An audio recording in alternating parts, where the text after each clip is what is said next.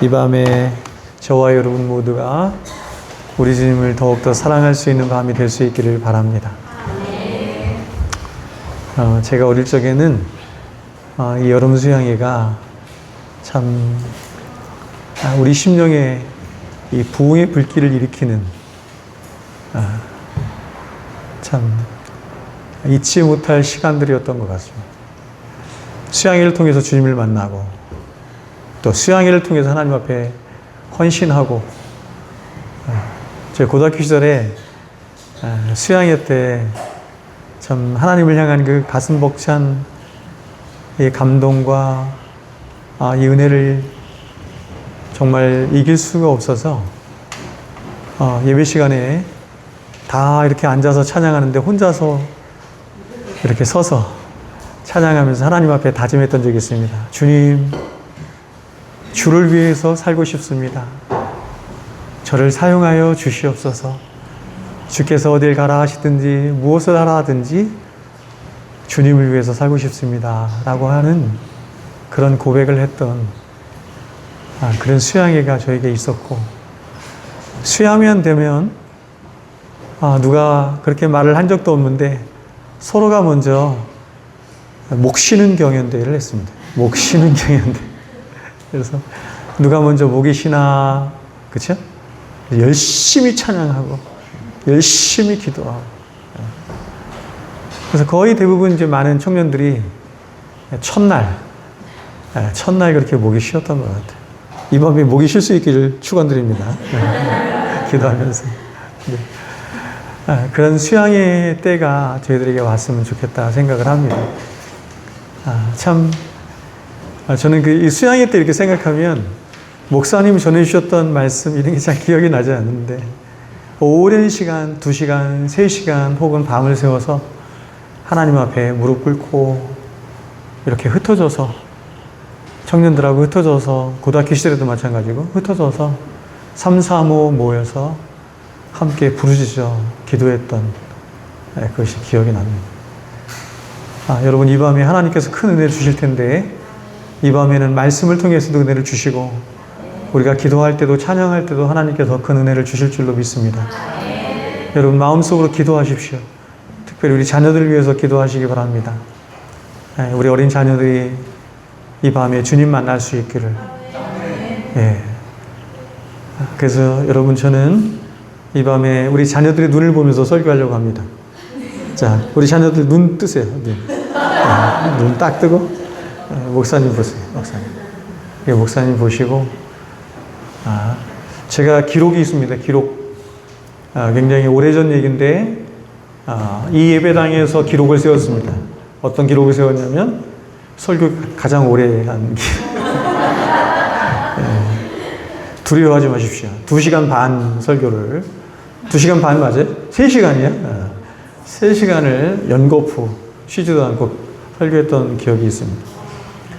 제가 3시간 설교할 수 있습니다. 3시간 설교할 수 있어요. 그러니까 우리 자녀들이 어떻게 말씀을 듣느냐에 따라서 목사님이 1시간을 할 수도 있고 2시간을 할 수도 있고 3시간을 할 수도 있고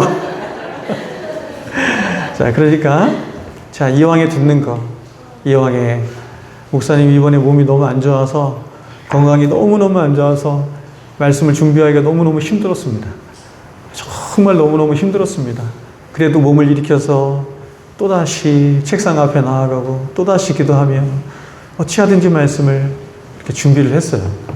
힘을 다해서 준비를 했으니 여러분도 힘을 다하여 말씀을 들을 수 있기를 축원드립니다. 네. 자, 이제 보겠습니다. 우리 자녀들이 잘 보나? 저 보세요. 목사님 보셔야 돼. 어른들은 안 봐도 괜찮아. 자녀들만 보면 돼. 자, 말씀이 좀 어려운데 제가 이렇게 기도하면서 오늘 무슨 생각이 들었냐면, 다음 수양회 때부터는 이제 우리 자녀들을 위한 설교를 준비해야 되겠다. 이런 마음이 자꾸 드는 거예요. 자녀들을 위한 설교를, 자녀들의 회심을 위한 설교를 준비를 좀 해야 되겠다. 생각을 제가 했습니다. 오늘은 제가 그렇게 준비를 못해서 제가 좀 어려운 설교를 하겠지만 잘 들을 수 있기를 부탁을 드립니다. 자, 오늘날 교회 안에 있는 많은 사람들이 기독교 교리에 대한 많은 무지와 반감 속에 살아갑니다. 참, 여러분들이 저에게 이렇게 얘기를 합니다. 목사님, 목사님의 교회의 성도들을 보면서 참 저는 기적과 같은 생각이 듭니다. 어떻게 그럴 수 있을까요? 어떻게 그런 말씀을 듣는 성도가 있을까요? 그렇게 딱딱한 교리 설교를 하는데 어떻게 그런 성도들이 아직도 붙어 있는 것일까요? 네, 제가 많이 듣습니다. 여러분들 얼마나 귀한지 모르겠습니다. 여러분, 저는 지금도 생각하는 건 뭐냐면, 성경은 다 교리로 되어 있는데, 교리를 설교하지 않는다면 도대체 무엇을 설교하라는 말입니까? 그래서 저는 이것을 잊어버렸어요. 이제 그런 감각을 잃어버렸어요. 사람들 안의 교리를 아주 이렇게 생명 없이, 그쵸? 생명 없이 죽어 있는 이렇게 문자와 같은 것을 여기거나, 혹은 아무런 실제 없는 고리타분한 것으로 여기는 일들이 오늘날 교회 안에 있는 성도들에게 너무 많이 있습니다. 사람들은 기독교 신앙을 지금 당장 살아가기에 필요한 그런 도움이 되는 지식을 넣는 것이거나, 혹은 지금 당장 내 마음에 기쁨과 평안을 주는 어떤 정서적인 도움을 주는 것쯤으로 생각을 하고, 그런 것들을 얻는 것을 신앙생활의 가장 중요한 것이라 생각합니다. 하지만 교리적 회심, 이런 말도 어렵죠, 그죠? 교리적 회심을 통한 교리적 삶을 살아가는 것이 기독교 신앙의 핵심이다, 이렇게 생각하는 사람은 사실상 거의 없어요. 그래서 오늘날에는 사람들이 수십 년씩 교회를 다녔어도 기독교라고 하는 종교가 과연 무엇을 믿는 종교인지, 또 어떻게 신앙생활을 하는 것이 바르게 신앙생활하는 것인지 거의 알지 못해요. 장로가 됐는데, 집사가 됐는데, 아니 목사가 됐는데 기독교 신앙의 뭔지를 잘 몰라요. 기독교 신앙생활을 어떻게 하는 것이 바르게 사는 것인지 잘 몰라요. 거의 관심도 없어요. 그래서 대부분 많은 사람들이, 교회 안에 있는 사람들이 기독교가 말하는 진리와는 거의 상관없는, 말씀과는 상관없는 그저 자기 소견에 오른 대로, 사사기에서 말씀하죠. 자기 소견에 오른 대로 신앙생활을 하는 경우가 거의 많습니다. 말씀이 없는 거죠. 말씀을 통하여 우리에게 말씀하고 싶어하는 교리가 없는 것입니다. 이 교리가 없는 거예요. 이런 점에서 오늘 저와 여러분이 함께 살필 이 로마서 14장 8절과 9절 말씀은 과연 기독교 신앙의 정수가 무엇인지, 기독교 신앙의 핵심이 무엇인지 우리에게 가장 밝게 보여주는 말씀 중에 하나다, 이렇게 말씀을 드리겠습니다. 그것은 바로 기독교가 믿는 예수 그리스도에 관한 가장 근본적인 질문에 대한 답을 주는 것이지요. 기독교는 예수를 믿는 신앙이지요. 기독교는 예수를 떠나서는 아무것도 생각할 수 없는데, 오늘 본문은 바로 그 예수에 관해서 말씀하는 것입니다. 특별히 무엇에 관해서 말씀하는 거냐면 예수가 왜 죽으셨는가 하는 것입니다. 예수가 왜 죽으셨는가? 기독교 신앙의 핵심 중의 핵심이죠. 예수가 왜 죽으셨는가? 오늘 이 로마서를 기록하고 있는 사도 바울은 로마서 1장부터 11장까지의 말씀을 통해서 기독교 구원론의 핵심을 말합니다. 여러분, 기독교 구원론의 핵심이 뭐예요? 기독교 구원론의 핵심이 무엇입니까? 그것을 이렇게 말합니다. 이신칭의, 이렇게 말합니다. 우리 어린 자녀들에게는 이 말이 어려울 수 있습니다. 이신칭이라는 말은 믿음으로써 구원을 얻는다, 이런 뜻입니다.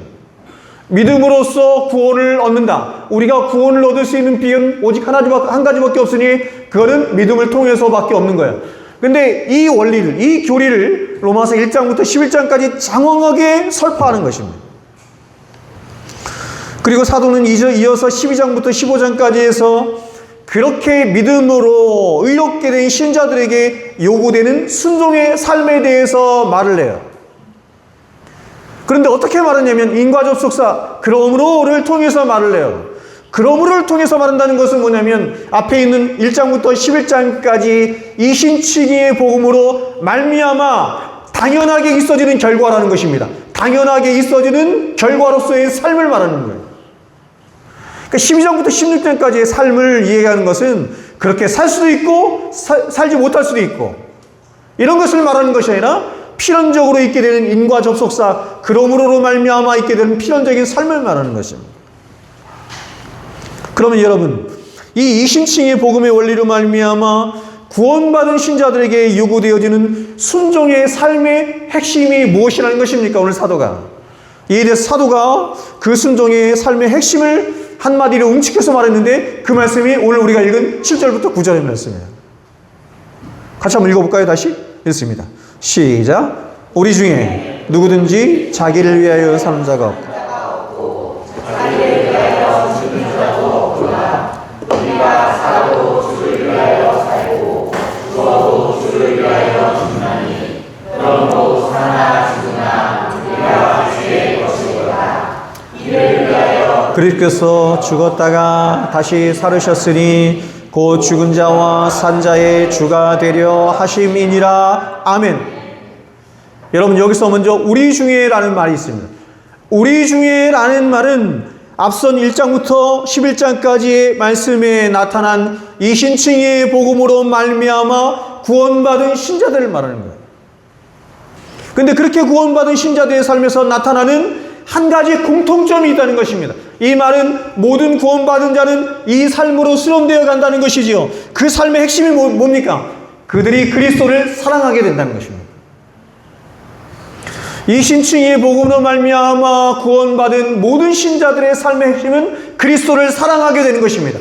그래서 그렇게 그리스도를 사랑함으로 나타나게 된 삶의 결과가 뭐냐면 살든지 죽든지 그리스도를 위하여 사는 자가 된다, 이렇게 말합니다. 한 사람도 예외 없이.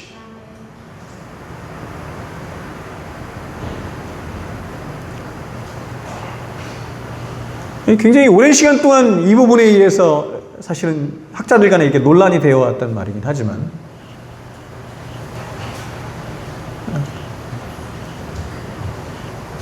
저는 역사적으로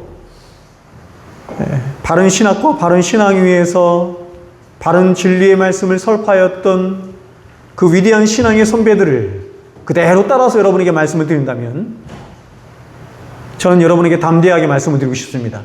한 사람도 예외 없이, 한 사람도 예외 없이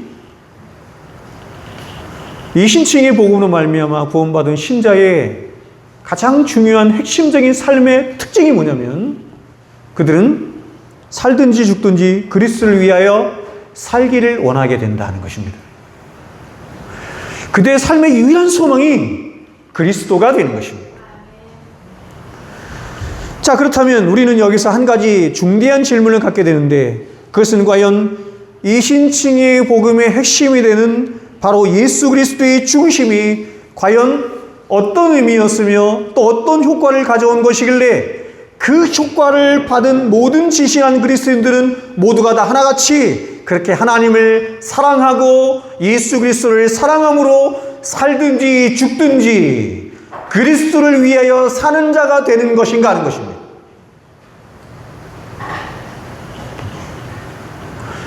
도대체 예수 그리스도의 죽으심이 무엇이길래, 그 예수 그리스도의 죽으심의 효과가 성도들 안에서 어떻게 나타났길래 그들은 다 하나같이 한결같이 살든지 죽든지 그리스도를 위하여 사는 자가 되기를 소망하는가 하는 것이죠.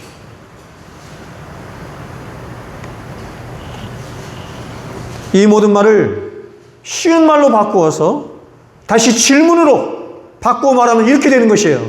과연 죄 없으신 예수 그리스도는 이 상에 왜 오셔서 왜 십자가에 죽으신 것인가?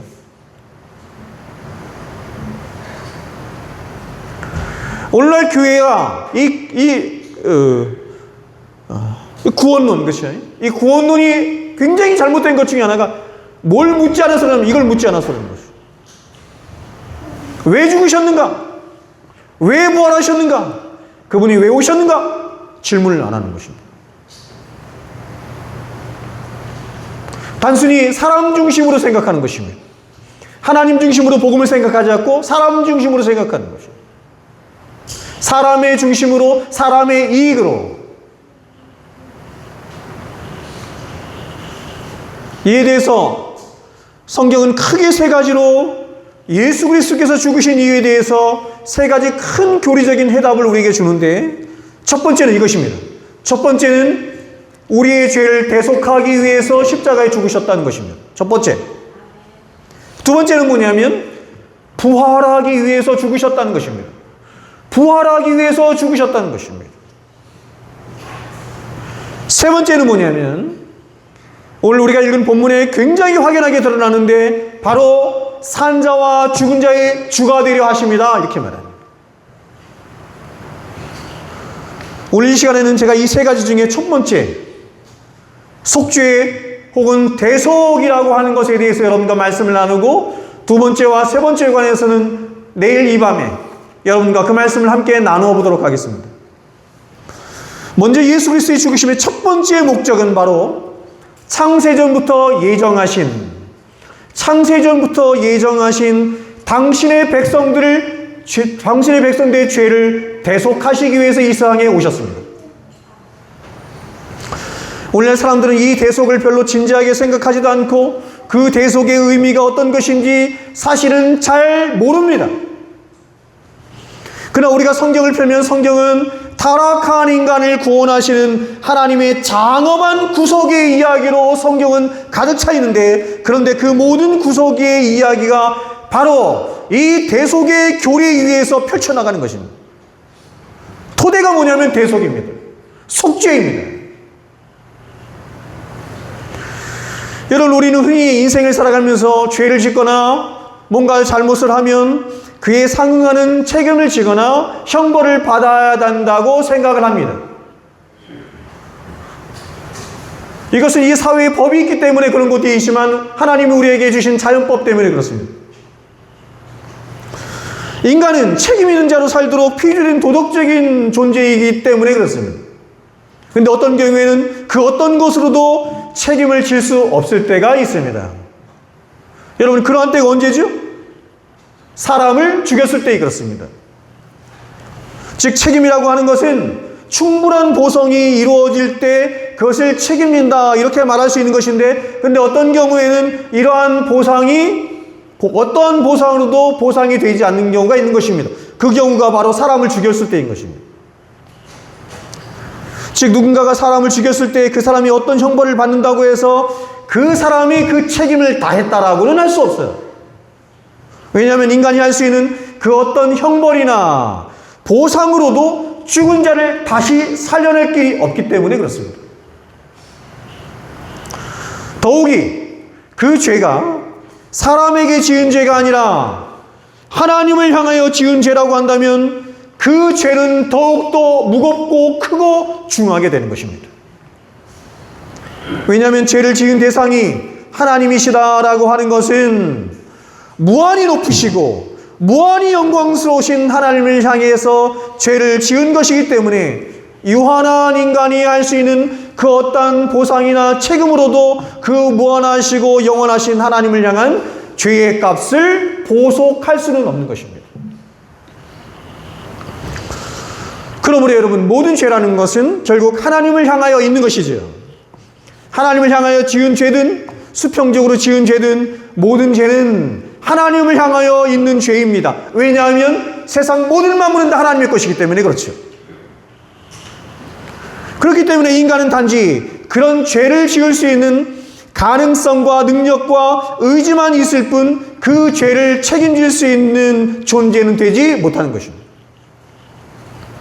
그러면 여러분, 우리 인간이 하나님 앞에 지은 죄가 도대체 무엇이길래 그렇게도 무서운 형벌을 낳게 된다는 말일까요? 저도 어릴 적에 이 질문을 많이 했습니다. 도대체 내가 하나님 앞에 무슨 죄를 지었다는 말인가요? 무슨 큰 죄를 지었길래? 살인죄를 지어도, 그렇죠? 여러분, 살인죄를 지어도 사형당하지 않죠? 도대체 내가 하나님 앞에 무슨 죄를 지었길래 그 무서운 형벌, 영원한, 그렇죠, 심판의 형벌, 지옥의 형벌을 받는다는 말인가요? 납득할 수가 없는 것입니다. 납득이 안 되는 거예요. 우리가 잘 아는 것처럼 우리가 하나님을 향해서 지은 죄는 두 가지인데, 하나는 원죄라고 말하는 것이고 오리지널 신 이렇게 부릅니다. 원죄라고 부르는 것이고, 두 번째는 자범죄 혹은 실행죄라고 부르는 것입니다. 원죄는 태어날 때부터 가지고 태어난 죄이고, 자범죄는 살아가면서 우리가 지는 죄인데, 예수님은 이것을 이렇게 말씀하셨습니다.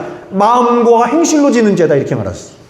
행실로만 지는 죄가 자범죄가 아니라 마음으로도 지는 죄예요. 마음으로 음욕을 품었으면 그것이 죄가 되는 것이에요. 자범죄가 되는 것이에요.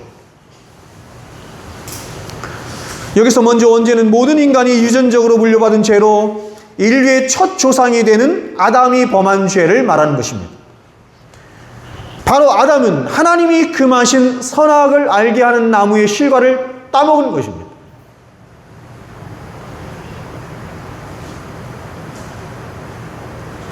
하나님은 인간이 하나님 앞에 하나님을 향하여 정면으로 위반한 죄를 선악과를 따먹은 표상을 통해서 보여주신 거예요. 그게 어떤 의미인지. 우리가 알다시피 하나님은 인류의 대표자로 아담을 세우셨고 그와 언약을 맺으셨습니다. 그것을 창조 언약 혹은 행위 언약이라고 말합니다. 창조 언약 혹은 행위를 따라서 결과가 나오기 때문에 그것을 행위 언약 이렇게 말을 해요. 여기서 아담이 인류의 대표자로 하나님과 언약을 맺었다는 말은 아담이 이제 자신으로부터 생리적인 방식을 통해서 태어날 모든 인류를 대표해서 하나님과 언약을 맺었다, 이런 뜻이에요. 우리 중에 아담 안에 태어나지 않은 사람은 한 사람도 없어요. 그래서 성경이 아담의 허리에서 모든 인류가 나왔다, 이렇게 말. 응? 우리 자녀들의 부모님이 계시죠? 그 부모님이 또 부모님이 계시죠? 그 부모님이 또 부모님, 끝까지 올라가면 누가 있냐면 아담이 있어요. 아담으로부터 흘러나왔어요. 유전적으로. 그래서 아담이 모든 인류를 딱 끌어안고, 이걸 내포적 연대라고도 하는데, 언약적 연대라고도 하는데, 언약적 연대, 내포적 연대 속에 아담이 모든 인류를 끌어안고 하나님과 언약을 맺은 거예요. 그걸 행위 언약, 창조 언약이라고 해요. 따라서 이러한 언약적 연대는 다음과 같은 결론에 우리를 이르게 하는데, 그것은 뭐냐면 우리 모두는 아담이 선악과를 따먹은 그 자리에 함께 있었다는 것입니다. 그래서 이렇게 인류의 대표자인 아담으로부터 물려받은 죄를 오리지널 sin, 원죄 이렇게 말하고, 그래서 그렇게 아담으로부터 물려받은 죄이기 때문에 이 죄를 다른 말로 이렇게도 말합니다. 물려받은 죄, 이렇게 말해요.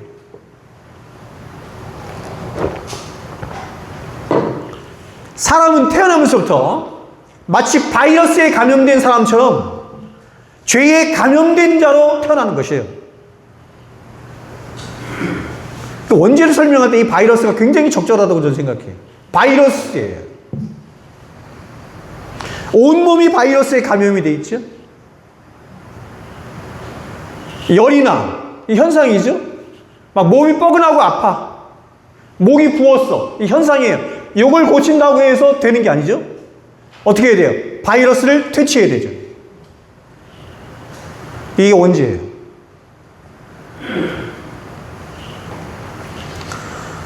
자, 우리는 이런 선악과에 대해서 두 가지 질문을 갖게 됩니다.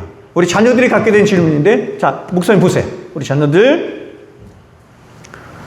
어떤 사람들은 이에 대해서 어떤 의문과 함께 다음과 같은 질문을 할 수 있습니다. 두 가지 질문인데, 첫 번째 질문은 뭐냐면, 왜 하나님은 선악을 알게 하는 나무를 동산 중앙에 두어서 아담과 하와로 하여금 유혹을 받아 타락을 하게 하였는가 하는 것입니다. 하나님이 아담의 죄를 일부러 조장하신 것은 아닌가? 하는 것입니다. 이 첫 번째 질문이죠. 두 번째 질문은 이것입니다. 형벌의 정당성에 관한 질문이에요. 형벌의 정당성에 관한 질문으로 아담과 하와는 하나님이 금하신 선악과를 따먹었어요. 누가 따먹었어요? 아담과 하와가 따먹었어요.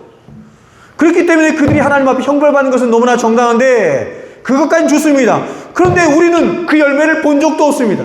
선악을 알게 하는 나무가 어떻게 생겼는지, 무슨 맛인지 맛을 본 적도 없는데 왜 우리가 그 죄 때문에 책임을 지고 형벌을 받아야 합니까? 이렇게 질문하는 것입니다. 이 두 가지 질문에 대해서 제가 한번 답을 해보겠습니다. 먼저 첫 번째 질문에 대한 답변은 이런 것입니다. 그것은 아담과 하와가 선악과를 따먹은 것은 첫 번째로 하나님이 선악을 알게 하는 나무를 동산 중앙에 두셨기 때문에 아담이 타락한 것이 아니라, 하나님이 선악을 알게 하는 나무를 동산 중앙에 두신 이유는 따로 있는 것이고, 그렇기 때문에 타락한 것이 아니라 아담과 하와가 스스로 자신의 욕심에 이끌려서 유혹을 받아 타락을 했다는 것입니다. 존 오웬이라고 하는 이 청교도의 황태자라고 불리는 이 사람은 말하기를, 아담과 하와가, 보십시오, 아담과 하와가 선악과를 따먹음으로 그들 안에 죄가 그제서야 들어온 것이 아니라, 그들이 사탄으로부터 시험과 미혹을 받을 때, 그래서 시험을 그렇게 정의를 하는 거예요. 시험은 죄가 있는데 그 죄를 끌어내는 것을 시험, 이렇게 말합니다. 그래서 그들이 사탄으로부터 시험과 미혹을 받을 때 이미 그들 안에는 하나님을 향한 반감과 탐욕의 죄가 있었다, 이런 뜻이에요. 이렇게 말한 것입니다, 오웬이. 그리고 그렇게 하나님을 향한 탐심과 반감의 죄로 말미암아 하나님처럼 되고자 했던 아담과 하와가 하나님이 금하신 선악과에 부닥친 거예요. 잘 들으세요. 선악과에 부딪혔다라고 하는 것은 무엇에 부딪혔다는 얘기냐면 율법에 부딪혔다, 이런 뜻이에요. 선악을 알게 하는 나무는 율법의 나무거든요. 너 선악과를 따먹으면 죽고 죽으리라, 이 말씀을 선악을 알게 하는 나무에 율법을 새겨서 주신 거예요. 그래서 그들이 선악과를 만났을 때, 다시 말하면 율법을 만났을 때, 그들은 그 율법을 오히려, 보십시오, 자신들의 의의 도구로 삼고자 선악과를 취했다, 이렇게 말하는 것이죠. 그래서 여러분, 제가 화요성 군기도 여러분에게 말씀을 드린 것처럼 아담과 하와가 타락했을 때, 그들 앞에 하나님이 나타나셨을 때 그들이 어떻게 해요? 행동을 어디에 숨었어요? 나무 뒤에 숨죠. 율법으로 자신을 가려보려고 하는 것이에요. 자신의 수치를 율법 뒤에 숨는 것입니다. 자, 여러분, 만일 이들이 이렇게 하나님을 향한 반감이나 탐심의 죄를 가지고 있지 않았어요. 그래서 하나님을 사랑하고 있었어요. 하나님을 향한 풍성의 사랑의 이 정서를 가지고 있었어요. 더 나아가서 하나님을 향한 겸비한 마음과 선한 마음을 유지하고 있었다고 한다면, 선악을 알게 하는 나무, 즉 율법은 그에게 얼마나 좋은 용도가 되었겠습니까? 그렇죠? 마치 구원받은 자에게 하나님의 율법이 어떻게 와요? 나는 하나님을 너무너무 사랑하는데 내가 하나님을 어떻게 사랑해야 하나 할 때 하나님께서 우리에게 주어지는 게 율법이지.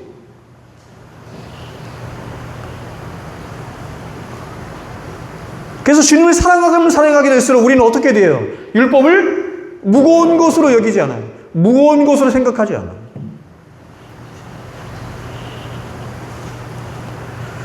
자, 여러분, 에덴 동산에서 아담과 하와가 위치하는 위치는 뭐냐면 버금왕의 위치였습니다. 하나님 다음 굉장히 높은 것입니다.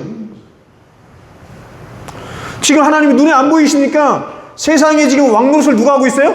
인간이 하고 있죠. 하나님이 그렇게 정해주셨어요.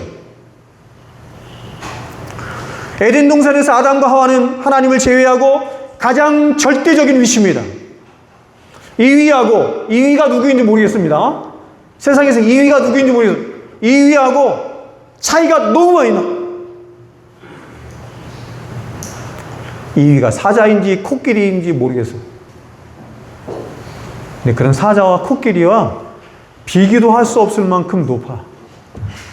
온 우주 만물을 다 주어도 바꾸지 않을 만큼 가치 있는 존재가 인간이에요. 우리 하나님 형상에 대해서 배웠죠. 그래서 에덴 동산 중앙에 있는 동산에 있는 모든 동식물들이 아담과 하와에게 복종했을 뿐만 아니라 사실상 그들의 소유로 되어 있었던 것입니다. 어거스틴이 말했던 것처럼 하나님 창조하신 모든 창조 세계가 그들의 일용할 양식이 된 거야. 그들이 향유할 수 있는 게 된 거야. 세상에 있는 모든 창조물들은 하나님의 것이에요. 하나님의 소유이고 하나님이 향유하실 것인데 그것을 인간에게 허락하실 만큼 인간의 지위가 높은 것입니다.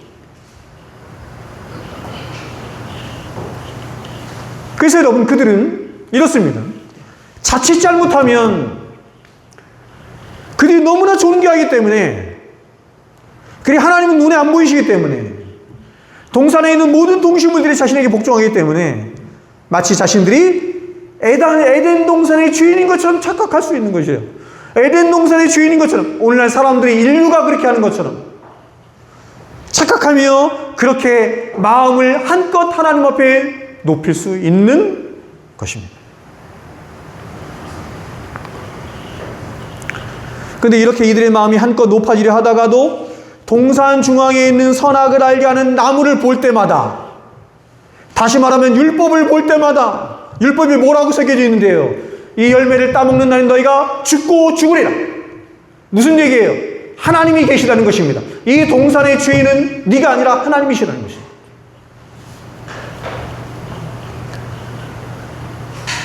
그래서 그 나무를 볼 때마다 그 하나님의 엄중하신 하나님의 말씀을 마음속에 또 새기고 또 새기면서 자신의 원래의 위치, 피조물의 자리로 밀려갔겠죠.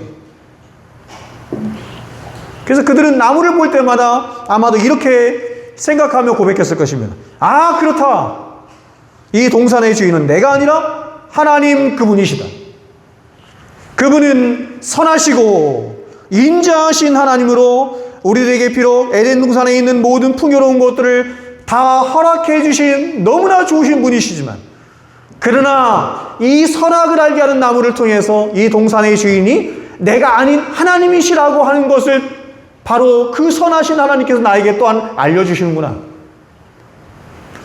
그러므로 우리는 비록 하나님의 형상으로 피조된 너무나 존귀한 것이 사실이지만, 그러나 오직 하나님만 하나님이시고 나는 하나님을 섬기도록 피조된 피조물일 뿐이라는 사실을 절대로 잊지 말자. 이렇게 생각했겠죠.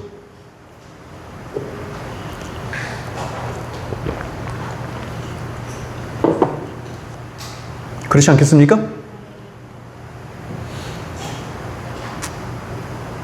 지금도 우리가 하나님을 향한 겸비하는 마음과 하나님을 향한 경외하는 마음과 사랑하는 마음이 있으면 하나님의 엄미하신 말씀이 다르게 보이죠. 하나님 말씀을 볼 때마다 하나님은 하나님이시구나. 나는 피조물이구나. 나는 죄인이구나. 내가 지켜야 할 위치와 도리가 있는 것이구나 생각하겠죠.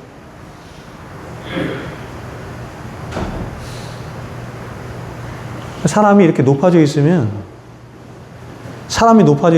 당장 싫은 게 뭔지 아세요? 당장 싫은 게 뭐냐면 웨스트민스터 신앙고백 제1번이에요. 제일 싫은 겁니다. 사람의 제일 된 목적이 하나님을 영화롭게 하면, 뭐 하나님을 영화롭게 한다고? 이 세상의 주인은 나인데, 내 인생의 주인은 나인데, 내가 왕인데 감히 하나님이, 이렇게 나옵니다.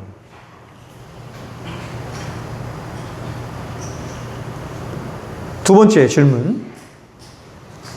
나는 왜 선악과를 따먹은 적도 없는데 형벌을 받아야 하는가에 대해서 답을 하도록 하겠습니다.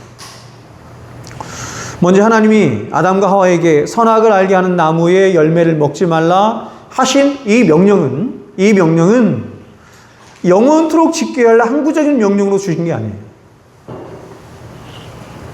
이것은 무죄한 자로 태어난 아담과 하와에게 율법의 테스트를 하기 위해서 주신 일시적인 명령이었던 것입니다. 그리고 아담은 이제 자신으로부터 나올 모든 인류의 대표적으로 하나님 앞에 서서 율법에 대한, 하나님의 명령에 대한 테스트를 받고 있는 것입니다. 그러므로 모든 인류의 첫 조상이자 대표인 아담과 하와가 만일 이 테스트에 통과했다고 한다면 아담과 하와 자신뿐만 아니라 그들 안에 태어난 모든 자손들까지도 영원하고 불멸한 영생의 삶을 소유할 수 있었던 것입니다. 그래서 그렇게 영생을 소유하게 된 그의 후손들이 나중에 이렇게 질문하며 이야기하지 않았겠습니까? 우리는 하나님의 율법을 지키기 위해서 아무런 노력도 한 것이 없는데 어떻게 우리가 이런 복을 누릴 수 있게 된 것인가?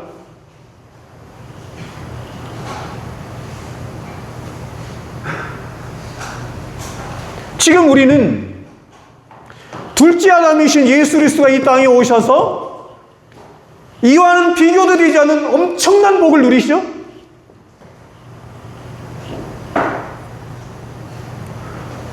우리는 주를 위하여 아무런 보석도 한 것이 없는데, 아무것도 갚은 것이 없는데, 이런 내 안에 있는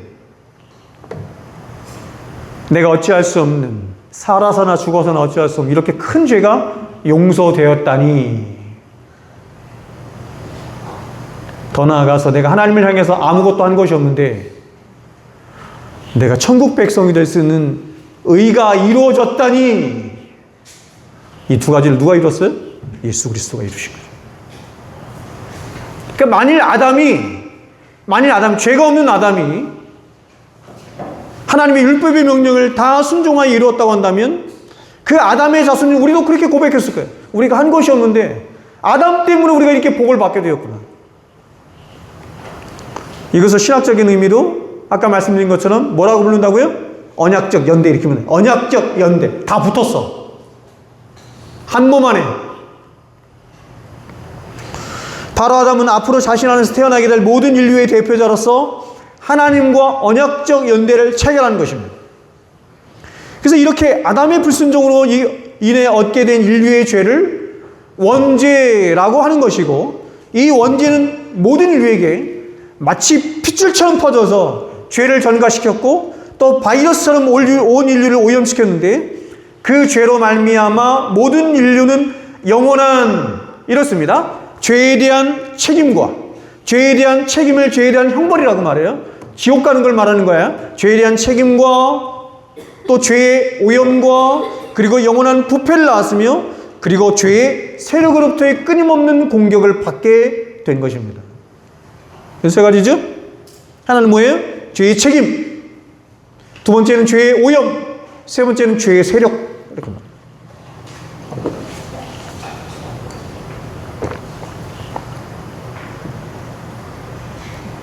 저 물 좀 넣어주세요.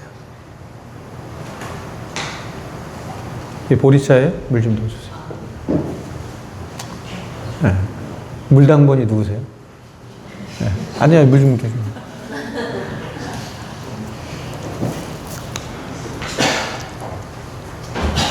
이러한 죄의 삼중적 상태를 교리적으로 이렇게 말해요. 죄의 상태 이렇게 부르는데, 이것을 교리적인 용어로 이렇게 불러요. 인간의 전적 타락. 전적 타락에는 이게 다 포함이 되는 거예요.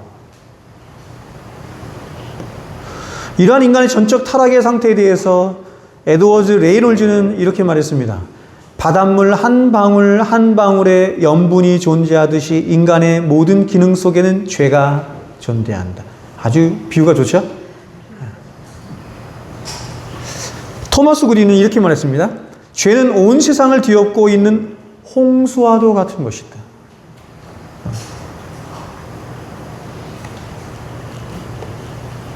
저는 바이러스가 아주 굉장히 적절하고 좋다고 생각합니다. 그러면 성경은 이러한 인간의 죄로 인한 전적인 타락의 상태에 대해서 무엇이라고 말씀하는지 제가 몇 구절만 여러분에게 읽어드릴게요. 보세요. 자, 먼저 예레미야 선지자는 죄로 인한 오염된 인간의 마음에 대해서 이렇게 말했습니다.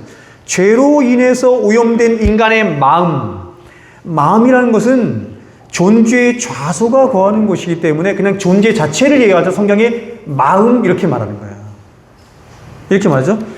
만물보다 부패한 것이 사람의 마음이라. 그러나 이를 누가 알리요마는. 만물보다 부패한 존재가 사람인데 정작 그 사람은 자신이 그렇게 부패하다는 것을 몰라.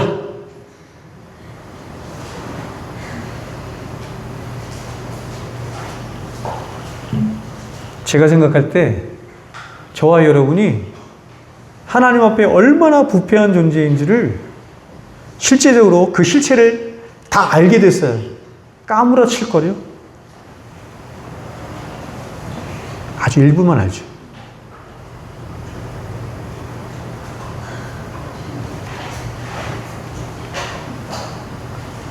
그래서 많은 믿음의 선진들이 자신 안에 있는 죄를 보며 까무러쳤습니다.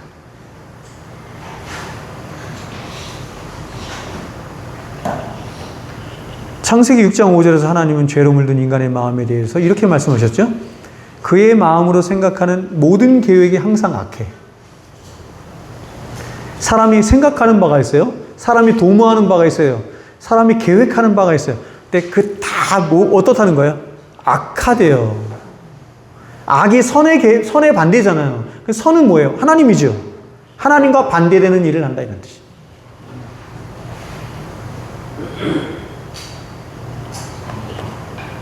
욥은 이렇게 말했습니다. 타락한 인간은 가증하고 부패해서 악을 저지르기를 이렇게 말합니다. 물을 마신 것 같이 한다. 악을 저지르기를 물을 마신 것 같이 한다. 예수님은 이렇게 말씀하셨죠. 사람의 마음에서 나오는 것들이 있어요. 사람에서 마음에서 나오는 모든 것들은 악한 생각과 살인과 간음과 음란과 도적질과 거짓 증거 등등등등등 15가지. 세상에는 모든 거짓되고 부패하고 악하고 나쁜 것들은 다 어디서 나왔어요? 사람의 마음에서 나왔어. 사람의 마음 말고 코끼리나 사자나 달이나 해나 자연이나 강이나 이런 나온 게 하나도 없어요. 다 사람의 마음에서 나온 거죠. 반대로 모든 선하고 좋은 것들은 어디서 왔어요? 빛들의 아버지께로부터 왔다. 이렇게 야고보 사도가 빛들의 아버지께로부터 왔다. 하나님께로부터 왔다. 이렇게. 이와 같은 사실은 저와 여러분의 경험 세계 안에서 얼마든지 실제적으로 경험되어지고 또 증명되어집니다. 예를 들어서 이런 거죠.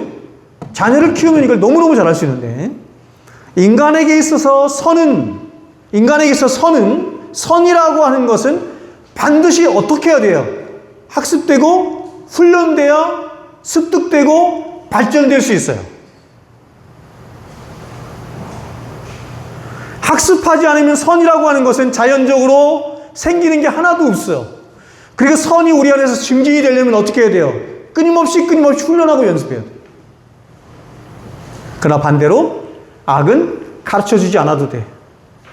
악은 학습하지 않아도 자연스럽게 인간 안에서 흘러나와.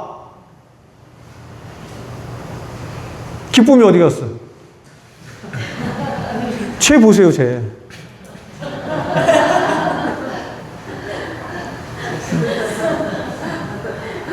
제가 우리 기쁨이 이렇게 엉덩이를 툭툭툭 들게, 아이고 이뻐 우리 기쁨이. 그럼 조금 있다가 몰래 와서 제 엉덩이를 툭툭 들면서 막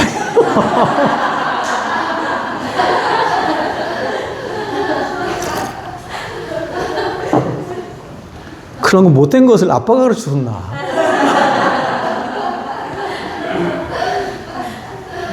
그렇죠? 저도 부모된 자로서 한 번도 저기 있는 우리 바울의 사랑이한테 자녀된 우리 자녀들한테 야 어떻게 하면 도둑질 잘하는지 어떻게 하면 남을 잘 속일 수 이런 거 가르쳐준 본 적 있어 없어? 얘기해봐. 없죠?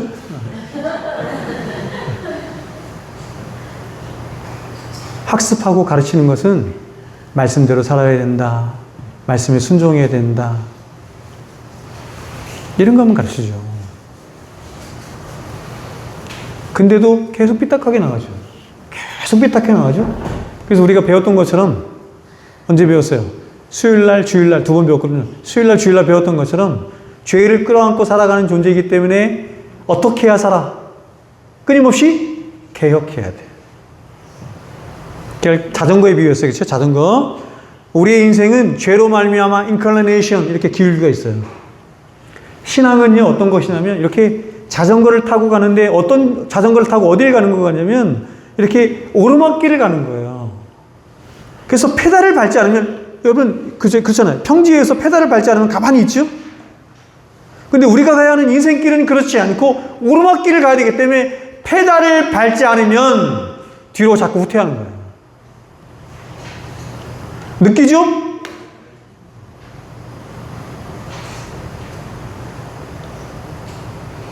그래서 하나님의 말씀이 하는 첫 번째 역할이 뭐냐면 교훈하고 책망하는 거야. 교훈하고 책망. 근데 싫어하잖아, 여러분들. 책망하면.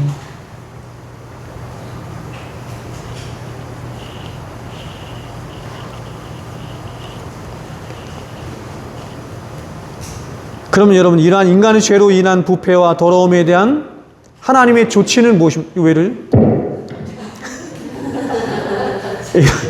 이런 인간의 죄에 대한, 부패에 대한 하나님의 조치는 무엇입니까? 그것이 바로 죄에 대한 책임으로 오는 것입니다. 죄에 대한 책임, 형벌인데 성경은 이 죄에 대한 최종적인 형벌을 뭐라고 말씀해요? 죽음, 이렇게 말해요. 죄가 가지고 있는 최종적인 목적은 뭐냐면 우리를 죽음에 이르게 하는 거야. 죽음에. 바로 하나님이 첫째 아담과 언약을 맺었죠. 그러니까 하나님은 언약의 신실해. 그래서 언약을 맺을 때 뭐라고 말씀하셨냐면 네가 선악을 그죠? 알게 하는 나무의 실과를 따먹는 날에는 이렇게 말씀했어요. 죽고 죽으리라. 이렇게 말씀했어요. 반드시 죽어. 그래서 하나님이 약속하신 대로 죽는 거예요. 오늘날 사람들은 이 죽음에 대해서 자연스러운 것 생각하지만 그러나 죽음은 결코 자연스러운 것이 아닙니다. 죄에 대한 형벌로서 찾아온 것을 죽음이라고 말합니다. 왜냐하면 사람은 원래부터가 불멸하도록 창조된 존재이기 때문에 그렇습니다. 이게 똑같겠죠. 소리치지 말라고. 저한테 조근조근 얘기하라고.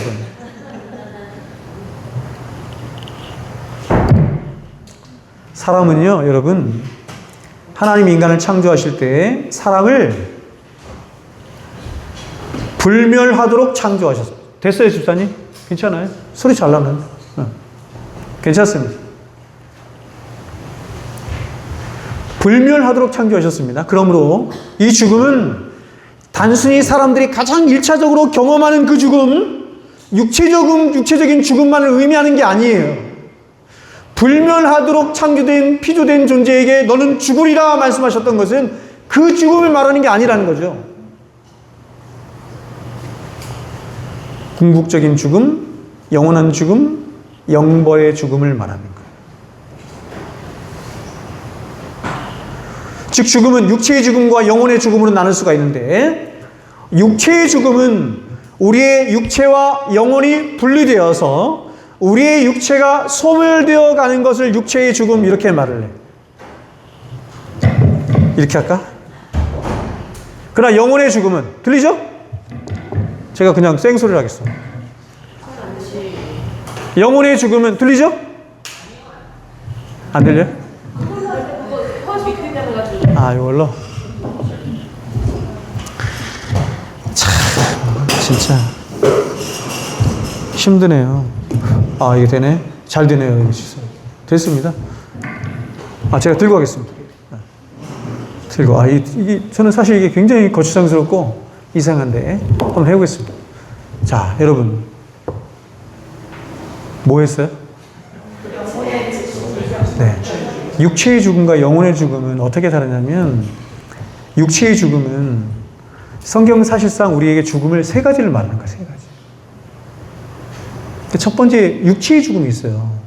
육체의 죽음은 뭐냐면 우리의 육체와 영혼이 분리되어서 우리의 육체가 소멸되어 가는 것을 말하는 거예요. 네? 이걸 말하는 거. 영혼의 죽음이라고 하는 것은 뭘 말하는 거냐면 우리의 영혼이, 사람은 육체의 영혼이 되는데 우리의 영혼이, 잘 보세요.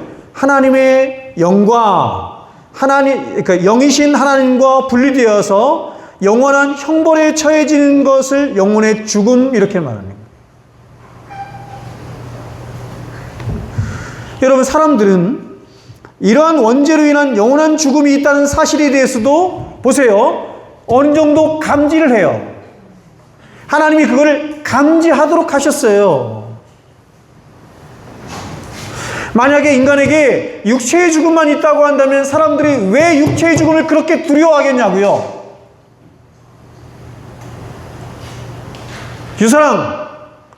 유사랑 죽는 거 두려워요, 안 두려워요? 두렵지. 두렵단 말이에요. 여러분, 죽는 것을 두려워하지 않는 사람은 거의 없어요. 객기 부리는 거야. 근데 사람들이 이 죽음을 두려워하는 이유는 뭐냐면 그 육체의 죽음만을 두려워하기 때문이 아니에요. 이게 생물학적인 죽음을 말하는 것이 아니라 죽음 안에 내포되어 있는 두 번째 죽음이 있다고 생각하는 거야. 다시 말하면 두 번째 죽음, 다시 말하면 형벌적인 요소가 죽음 이후에 있다고 믿기 때문이에요. 생각하기 때문이에요. 어느 정도 하나님이 주신 양심으로 말미암아서. 하나님이 우리에게 양심을 줘서 이것을 감지하도록 하신 거예요.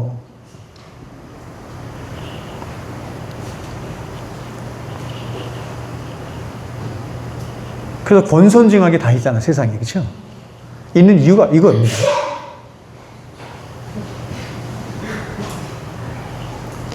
인간이란 바로 이렇게 아담으로 말미암은 원죄를 가지고 태어나서 그 원죄가 주는 부패와 파괴력과 책임 안에서 한시도 자유로울 수 없는, 그래서 이렇습니다. 인간이란 살아서나 죽어서나 어찌할 수 없어요.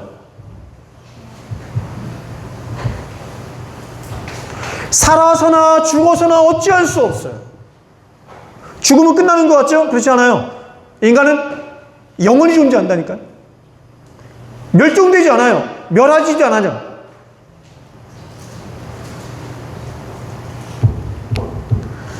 그런데 인간에게 이런 원죄와 함께 뭐가 또 있냐면 그 원죄로 말미암아 마음과 행동으로 끊임없이 짓는 죄가 또 하나 있으니 그 죄를 무슨 죄라고 한다? 실행죄라고 한다. 실행죄 혹은 자범죄. 이것을 시편에서 뭐라고 얘기했어요? 고범죄 이렇게 말했어요. 고범죄. 그런데 인간의 죄는 그것이 원죄이든 자범죄이든 그 죄가 하나님 앞에서 무한히 커요.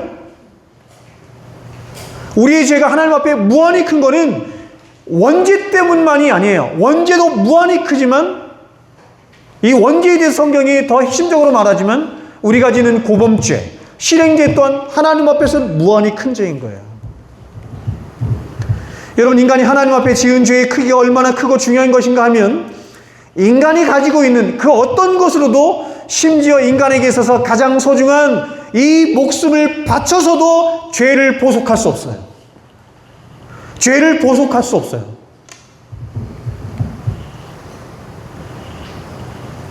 하나님 앞에 끼친 손해를, 그 죄를 갚을 수 없어요.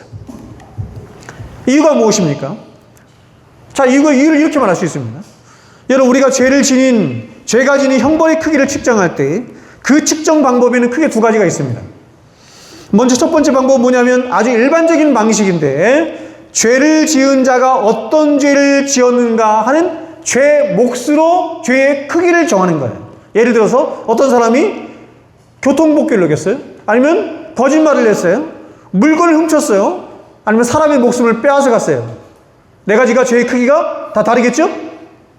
일반적인 방법이에요. 바리새인들이 정한 방식이에요.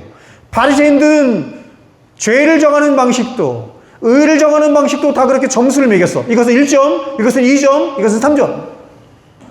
하나님에게는 그렇지 않아요. 하나님에게는 그렇게 죄가 점수가 매겨지지 않아요. 이유가 뭐죠? 하나님이시기 때문입니다. 하나님이시기 때문에. 그래서 여러분, 이런 방법 말고 어떤 때는 잘 보세요. 죄를 지은 대상을 따라서 죄의 크기가 정해지는 거예요. 이것을 철학에서 말하는데 도덕 철학에서의 지위의 원리 이렇게 말을 해요.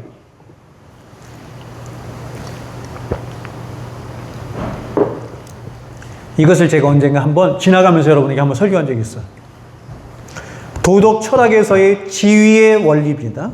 예를 들어서 있습니다. 이렇게 말할 수 있어요. 예를 들면 어떤 황제가 있습니다. 중국의 황제. 우리나라 왕과는 비교도 안 되죠. 중국의 황제. 옛날에 여러분 그거 봤어요? 그거 뭐지?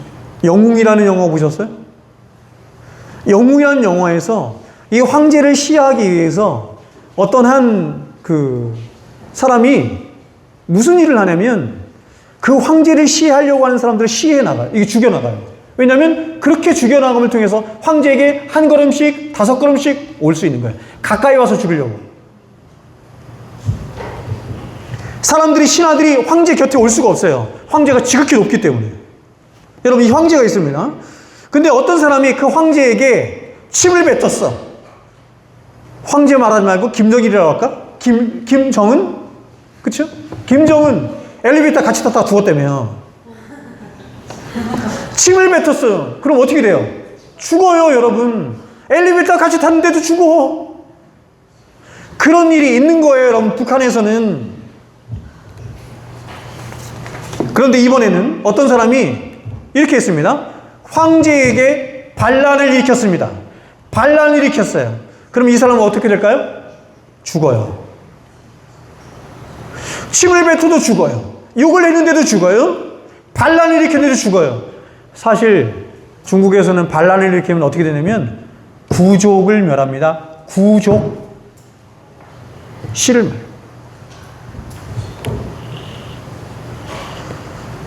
여러분, 황제의 얼굴에 침을 뱉은 사람과 반역을 일으킨 사람은 그 죄의 종류가 분명히 다르고 죄의 목도 다른데 어째서 죄에 대한 형벌의 크기는 같아요? 그것이 바로 지위의 원리입니다. 죄를 범한 상대의 지위가 무한히 크고 높으면 죄의 종류는 아무런 효과를 발휘하지 못해. 여러분, 하나님을 생각해 보세요. 그러면 하나님, 감히 우리의 입에 담을 수도 없어. 제가 말씀드리지만 히브리 사람들은 신성 사문자, 네문자, 여호와 아니에요. 발음이 어떻게 되는지 몰라. 아무도 몰라.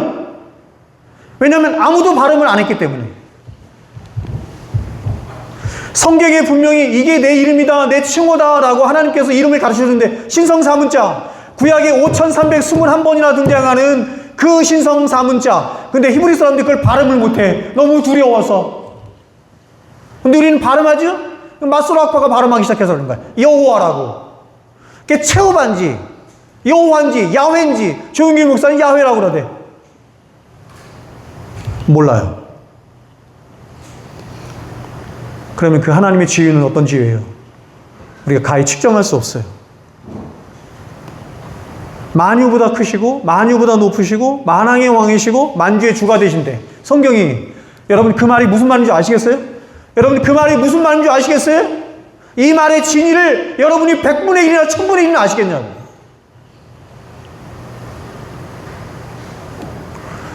오늘날 사람들이, 교회 안에 다니는 사람들이 하나님을 자기 친구처럼 생각해.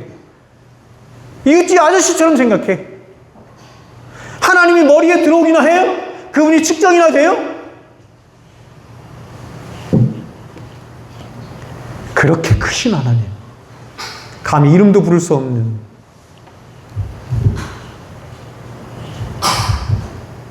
그런 무한하신 하나님 앞에 유한하고 죄인된 인간이 그 하나님 앞에서 자신이 가진 어떤 것이나 혹은 어떤 공로로 심지어 자신에게는 가장 가치 있는 목숨으로도 자신이 하나님 앞에, 그 하나님 앞에 지은 죄를 보속할 수 없는 것이에요. 그래서 여러분, 기독교를 제외하고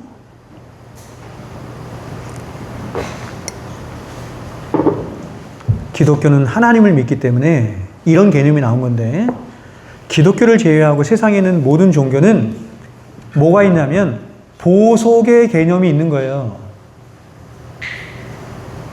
무슨 말인지 아시겠어요? 내가 나쁜 짓을 했거나 죄를 지었거나 이래 그럼. 제가 수요일 날도 말했듯이 그 스님 누구죠? 자꾸 그 스님 생각해. 법륜 스님. 그 스님도 자꾸 그 얘기 하더라고.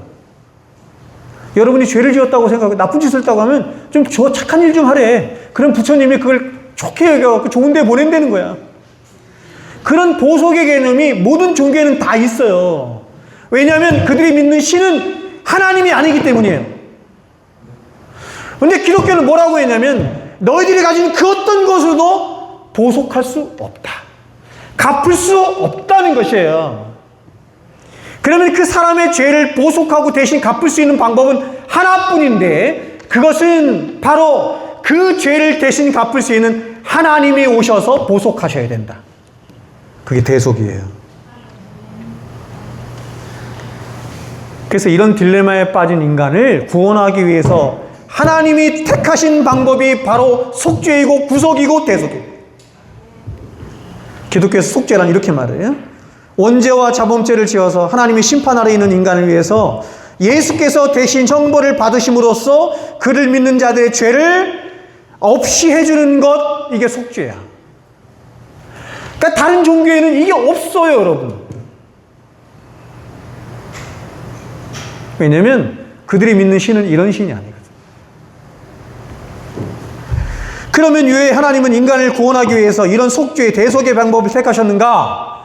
하실 수밖에 없으셨는가? 아까 말씀드린 것처럼 그것은 인간이 하나님을 향하여 지은 죄가 무한히 크기 때문에 그 인간의 죄를 대속하기 위해서는 무한한 가치를 지닌 희생제물이 필요했기 때문에 그렇습니다.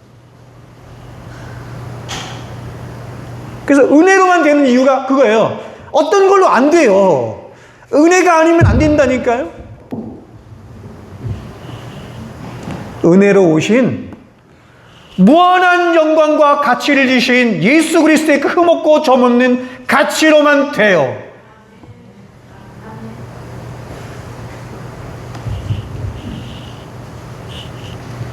이렇게 말할 수 있죠.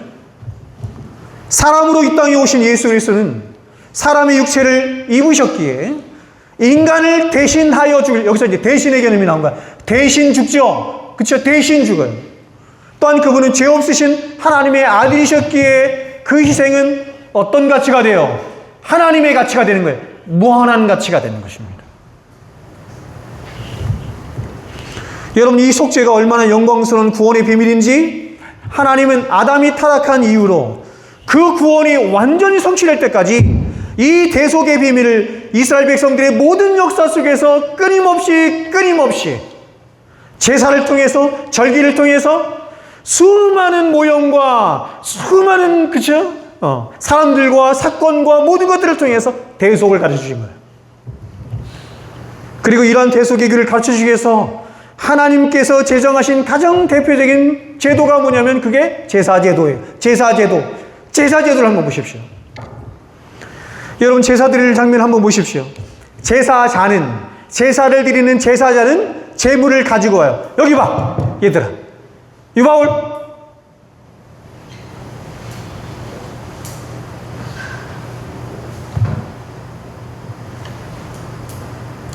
제사자가 있어요. 제사를 드리는 제사자예요. 이 제사자가 흠없고 점없는, 안 돼. 다른 건 안 돼. 제물을 가지고 와서 그 제물에게 안수해요. 안수한다는 것은 전가한다, 믿는다 이런 뜻이야. 내 죄가 일리 넘어갔어요. 흠없고 점없으니 나에게 왔다. 이거 믿는 거예요. 전가해. 성경에서 말하는 안수는 1차적인 의미가 이런 거예요. 목사에게 가서 함부로 뒤밀지 말라고.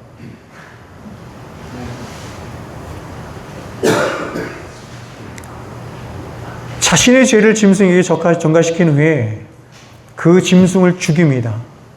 짐승을 누가 죽여요? 여러분, 짐승을 누가 죽여요? 짐승을 사람들이 제사장이 죽인다고 생각해. 제사장 미칩니다. 아니, 재물이 한두 개도 아니고 맨날 죽여. 살 수가 없어요. 제사의 의미와도 맞지 않아요. 제사자가 죽여요. 제사자가. 재물을 죽이는 게 엄청 끔찍하고 힘들고 어려운 일입니다. 저는 돼지 죽이는 거 봤어요. 돼지 잡는 거 봤어요. 군대에서. 저희 큰아버지 환갑잔치 때도 봤고,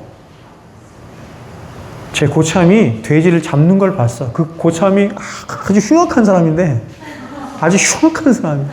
돼지를 잡더라고. 도끼 가지고 가서. 그 사단 연병장에서 죽였는데, 사단 연병장의 소리가 꿀꿀꿀 하는 소리가, 깍 하는 소리가 얼마나 크게 들렸는지 몰라.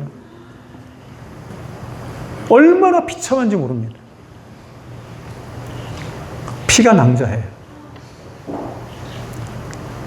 피를 낭자하게 뿌립니다. 죽이고 피를 받아서 우린 선지를 구워 먹지만 피를 낭자하게 뿌린 후에 번제단에다가 그 짐승을 다 태워서 하나님께 드리는 거야.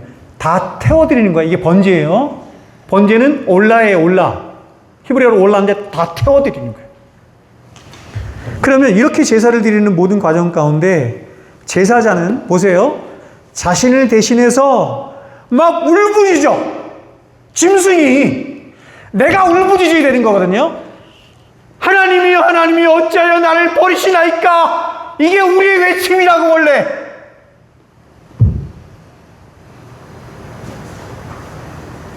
이 외침을 예수님이 대신하신 것이라고.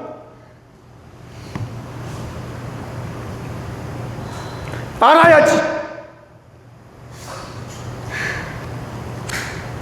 짐승이 울부짖는 것이. 짐승이 울부짖고 피를 흘리며 오물을 쏟아. 오물을. 전쟁통이에요, 여러분. 전쟁통. 그렇게 비참하게 죽어가는 이 재물을 바라보면서 제사자가 무슨 생각을 했겠어요? 제사자가 내 죄가 이렇게 하나님 앞에 끔찍한 것이구나. 이렇게 무서운 정보를 낳는 것이구나. 그러니까 여러분의 죄를 알려면 제사를 드려봐야 돼. 제사를 한 번씩 드려봐야 돼. 그 제사 드리는 데가 있더라고. 그래서 일부러.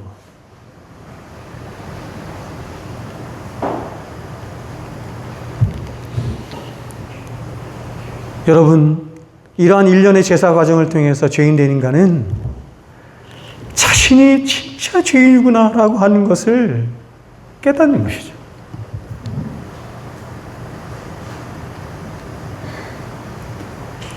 그리고 그 죄를 해결하기 위해서 자신이 할 수 있는 일은 아무도 없다는 것을 깨달아요. 제사자가 기대할 수 있는 걸 한번 생각해 보세요. 제사자가 기대할 수 있는 것이라면 뭐밖에 없냐면 재물이 자신을 위해서 죽어주는 것과 그리고 또한 범죄한 자신을 위해서 제사장이 대신 성소에 나가서 빌어주는 거예요. 제사를 드려주고 자신을 위해서 축복하며 빌어주는 거예요. 다 누가 했어요? 대신.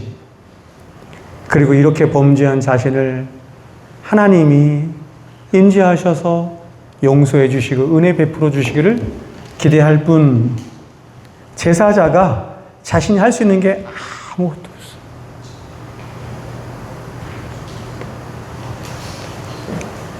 그래서 인간은 여기서 깨닫는 겁니다. 바로 자신이란 존재는 범죄할 수 있는 의지와 능력은 있어도 그 죄를 해결할 수 있는 능력은 하나도 없다는 것을 제사를 드릴 때마다 모든 순간마다 깨닫는 거죠.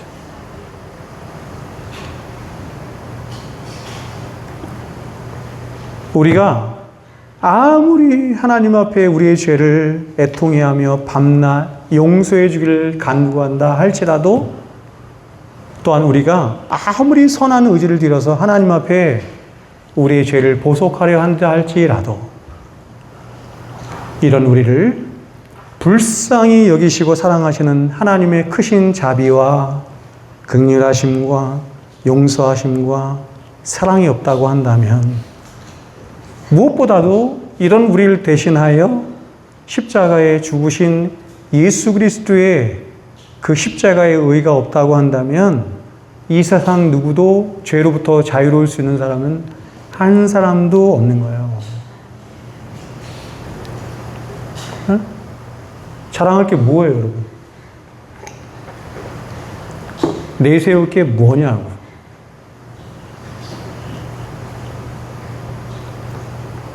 그래서 사도 바울이 이렇게 말하는 것이 죄가 더한 것에 은혜가 더한다. 죄가 더한 것에 은혜가 더한다는 말은 죄를 많이 지은 사람이 은혜를 많이 입는다 이런 말이 아니라 죄가 얼마나 하나님 앞에 즉 자신이 하나님 앞에 지은 죄가 얼마나 큰 죄인가 하는 것을 그 깊이가 더해지면 더해질수록 그 죄로부터 구원해 주신 하나님의 은혜의 크기와 넓이와 높이와 깊이 또한 더해지는 것이다. 커지는 것이다. 이렇게 말해요. 제가 주일날 이렇게 말했죠? 우리는 죄의 넓이와 길이와 높이와 깊이에 부딪혀서 쉽게 좌절하고 낙심하고 냉소하죠.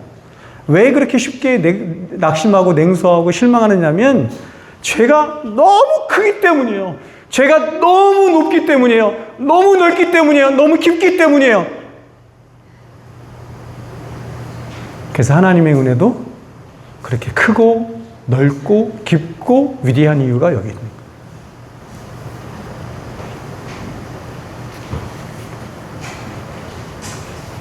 그래서 우리는 예배에 나올 때마다 깨닫는 것입니다.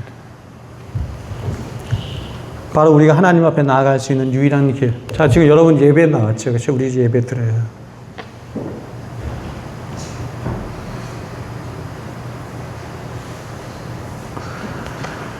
예배와 제사는 다른 거 아시죠? 제사는 보속의 의미가 있는 것이고, 제사는 은혜에 의해서 하는 것이에요. 그 위대한 하나님의 은혜와 사랑의 토대 위에 여러분이 나올 수 있는 자리가 이 자리인 거예요. 아니, 못 나와. 근데 이 예배 자리에서 감격도 없고 감동도 없어. 이유가 뭔지 아세요? 자신이 어떤 죄인이라는 것을 깨닫지 못한 채로 나왔기 때문에.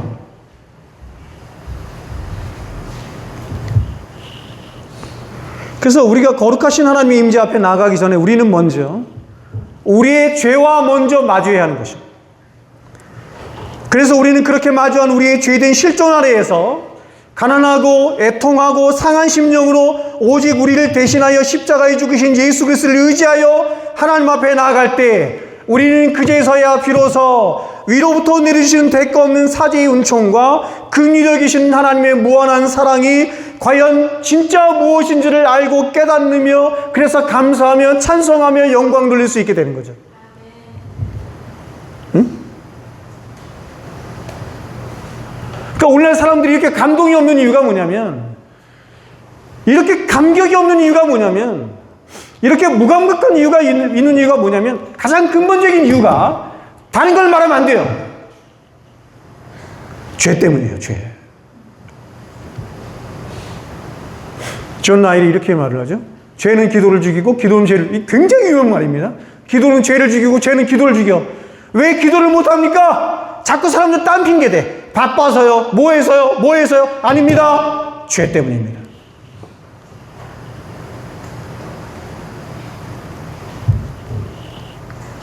그러므로 여러분, 참회가 없는 예배, 상한 심령이 없는 예배, 그저 자신의 감정의 상황과 기분을 따라 드리는 예배는 하나님을 모독하는 예배고 결코 하나님과 맞닿을 수 없는 예배예요. 하나님이 기뻐 받으신 예배는 자신을 향하여 상하고 깨진 심정으로 오직 예수 그리스도만을 의지하여 드리는 예배, 절대 의존의 감정 속에 하나님을 향하여 드리는 예배죠. 나는 하나님을 바라보지 않고는 살 수가 없습니다. 이런 예배죠. 이런 예배를 무슨 예배라고 그래요? 영과 진리의 예배, 이렇게 말합니다.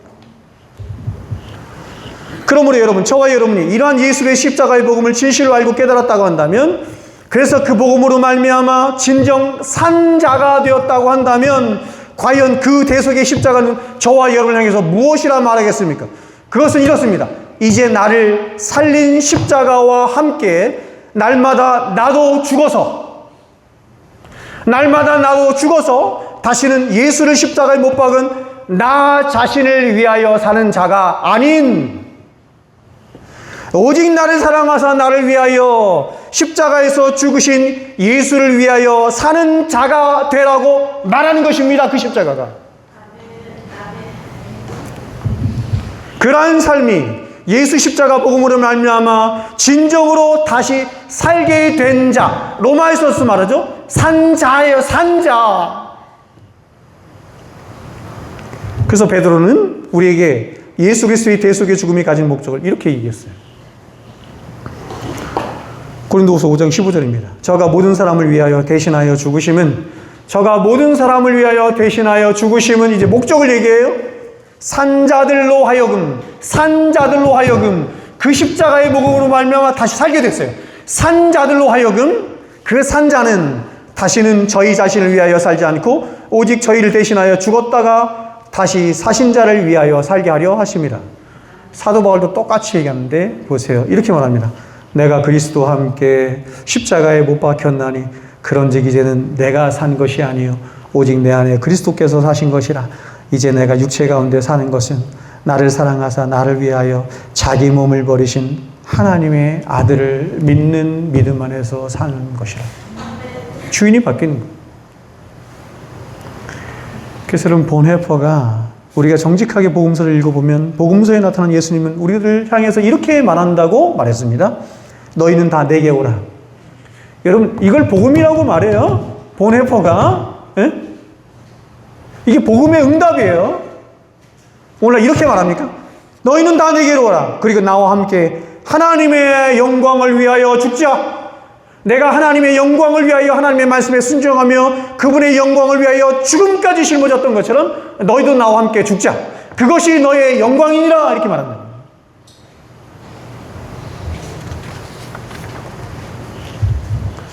그러므로 십자가에 나타난 하나님의 사랑을 진실로 알고 경험한 사람은 이 세상을 안일하게 살고 자기를 위해 살라고 하는 이 세상의 끝없는 요구에 절대로 화답할 수 없는 것이며, 더 나아가서 여전히 죄 안에서 그렇게 살고 싶어하는 욕망이 자신 안에서 꿈틀댈 때마다 그의 영혼은 큰 고통을 느끼게 되는 것입니다. 여러분, 지금 성경은 다 이렇게 금장색으로 되어 있습니다. 그런데 여러분, 성경은 원래 붉은색으로 칠해져 있습니다. 성경이 왜 겉표지가 검은색인지 그 또 붉은색인지 다 의미가 있는 거죠. 성경이 붉은색으로 되어 있는 이유는 그것은 말씀을 전하며 말씀 가운데 순종하며 사는 성도의 삶 자체가 순교의 삶이라고 하는 것을 말씀하기 위함입니다. 근데 세태가 변하고 이제 복음과 함께 고난을 받는 것이 아니라 복음과 함께 더 큰 영광을 누리고 싶어하는 인간의 욕망이 하나님의 말씀인 성경조차도 어떻게 변질시켜 만들었어요? 황금색을 칠해서 만든 것입니다.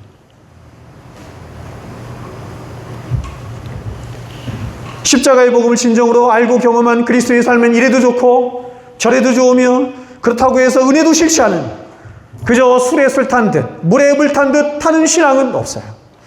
여러분, 모든 기독교 역사에 하나님이 불같이 쓰임받은 사람들을 한번 보십시오. 그들은 아주 다양한 성정을 가졌고 다양한 시대에 다양한 방식으로 다양한 직업 가운데 다양하게 살았습니다. 그러나 그 믿음의 사람들이 갖는 공통점이 한 가지 있었으니 그것은 그들 모두가 십자가를 깊이 경험한 사람들이었다는 것입니다. 십자가를 깊이 경험한 사람들이었다는 것입니다. 그들은 한 사람도 예의 없이 십자가 앞에서 자신의 죄된 실체를 보았으며, 그래서 그러한 자신을 구원해 주신 하나님의 그 위대하신 사랑과 은혜로 말미암아 한없이 목 놓아 울었고 감격하며 그 십자가의 빚진 자로 자신의 생을 드리기를 그렇게 결단하며 살았던 것입니다. 그래서 그들은 모두가 다 한결같이 순교자의 삶을 살았고 또 그러한 순교자의 삶을 동경까지 하였던 것입니다. 여러분, 목숨을 내어주는 순교보다 더 힘들고 더 어려운 삶이 있습니다. 그것이 무엇인지 아십니까? 그것이 바로 순생입니다. 순생. 날마다 자신을 부인하고 자신을 불꽃처럼 태우며 내어주는 순교자의 삶을 사는 순생.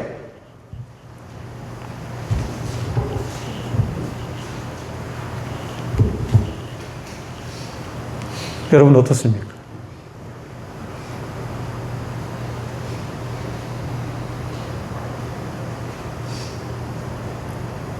그러니까 성경은 고사하고 앞선 우리 믿음의 선진들이 갔던 그 길과 그들이 전하였고 그들이 믿었던 복음과 우리가 지금 전하고 있고 우리가 믿고 있는 복음이 얼마나 다른지를 알아야 돼요.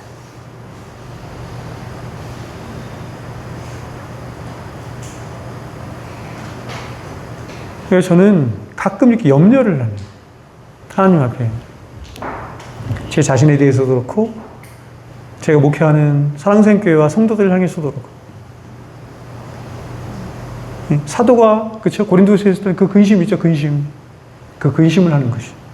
교회를 향한 근심, 성도들을 향한 근심. 나와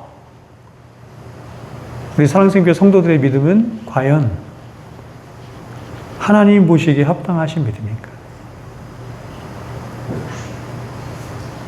그 믿음인가?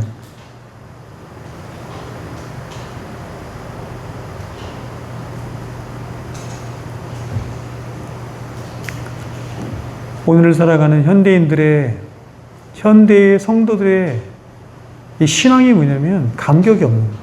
감동도 없고. 예수님께서 비유로 말씀하신 것처럼 시장에 나가서 피리를 부는데 기뻐하지 않아요. 장례식에 가서 이거 뭐 하는 거예요? 통곡을 하는데 사람들이 슬피 울지를 않아요.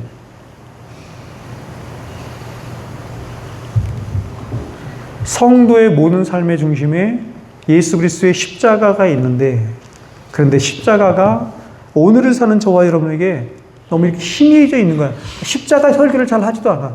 십자가 설교를 잘 하지도 않을 뿐만 아니라 십자가 설교가 들려도 그게 더 이상 감동으로 오지 않아. 감격으로 오지 않아. 성도의 신앙의 삶의 중심에, 신앙의 중심에 십자가가 있는데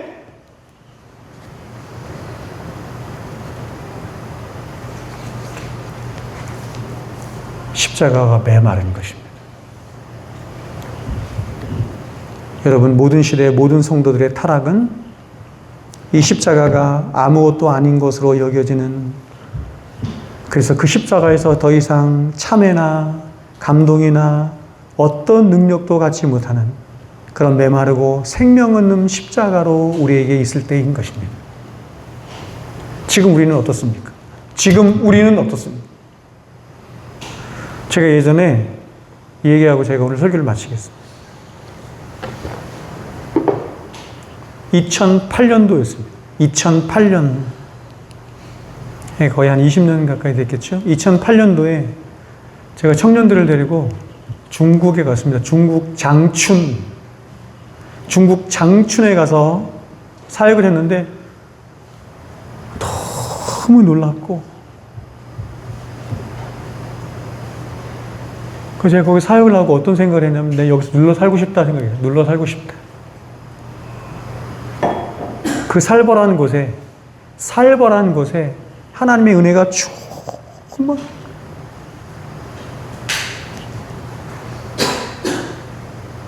삼자 교회를 빌려서 저희가 사역을 했는데, 주일학교 사역을 하고 설교 사역을 하고 했는데, 그 주변에 있는 어떤 사람이 찾아와서 똑똑똑 두들기면서 여기 책임자가 누구냐고 갔더니 저에게 이렇게 말했습니다. 당신들 미쳤어? 지금 이렇게 사역을 하고 있으니까 지금 중국 공안이 밀려올 텐데, 이렇게 얘기했습니다. 아랑곳하지 않고 4일 동안 사역했어요. 전도에서. 거기 온 사람들이, 성도들이 어떤 성도들이냐면, 기차를 타고 3박 4일씩 기차를 타고 왔어요.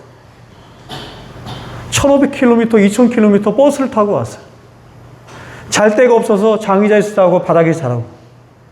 그 사람들이 너무 놀라운데, 저는 그 사람들에게 은혜를 끼치려고 주의 복음을 전하기 위해서 갔는데, 너무 놀라운 게 뭐냐면, 예배당 안에 불이 제가 잊을 수가 없어요. 온 몸으로 온 마음으로 예배를. 설교 시간에 목사가 예수라는 이름만 나면 그냥 예수라는 이름만 나왔는데, 십자가만 나왔는데,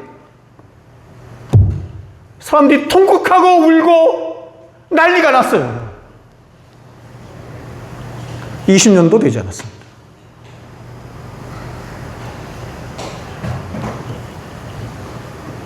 그 사람들의 모습이 너무 남루하고 못 살고 가난하고, 제가 304일 동안 거기 있으면서 너무 엄청난 이 성령의 강림의 역사를 경험을 해서 제가 어떤 생각을 했냐면, 내 여기 눌러 살고 싶다 이게. 네?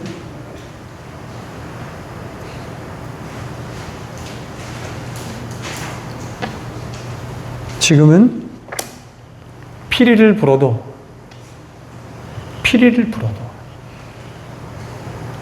예수 십자가 복음을 이야기해도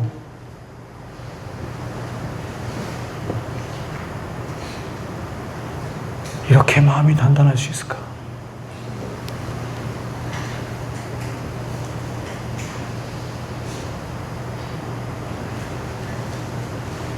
그런 자신들의 어떤 이 굳어진 마음, 이것 때문에 아파하지 않고 슬퍼하지 않고 하나님 앞에 고통스러워하지 않는 이상한 시대입니다. 이상한 시대. 그러면서도 자신이 하나님 백성이라고 굳건하게 믿는 이상한 시대. 십자가가, 예수 그리스도의 십자가가 현지적으로 경험되어지는 게 거의 없어. 아주 냉랭해. 그런데도 자기가 구원받은 하나님 백성이라고 전혀 의심하지 않는 이상한 시대. 고통하지 않는 이상한 시대. 하나님의 은혜가 떠나가고 있는 거예요. 하나님의 은혜가 떠나가고. 어떻게 할래요, 여러분? 어떻게 하겠어요? 제가 목회자로서 여러분에게 말씀을 드릴게요. 저는 이 고민이 저에게 너무 많이 있습니다. 저는 이 고민이 너무 많이 있어요.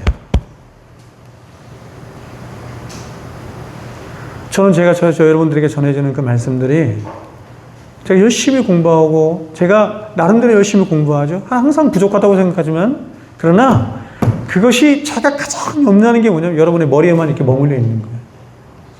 이게 사변적으로만 좋아하는 거예요.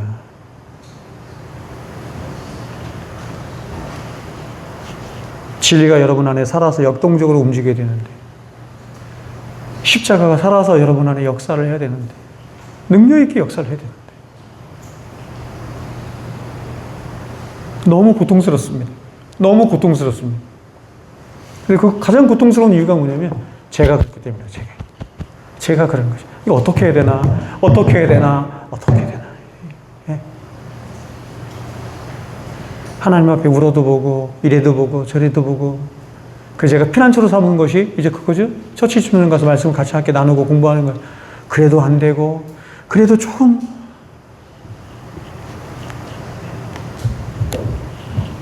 같이 고통하길 바라고 같이 고민하길 바라고 그래서 그것을 당연스럽게 여기지 말고 이 시대에 우리가 그것을 극복해서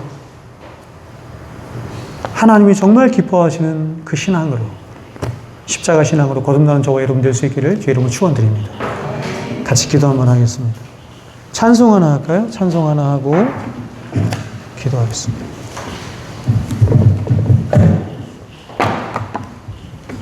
찬송하겠습니다. 나오세요. 아까 그 찬양 너무 좋더라고요. 집사님 와서 지금 슬픈 마음. 제가 잘 모르니까 인도해 주세요.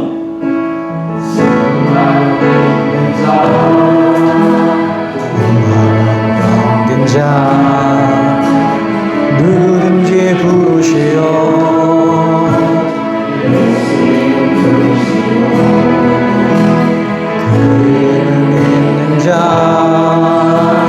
그 이름을 부른 자 그가 어떤 사람이든 그는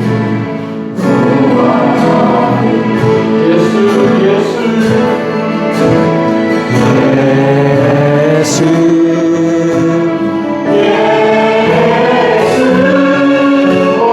능력의 그 이름 예수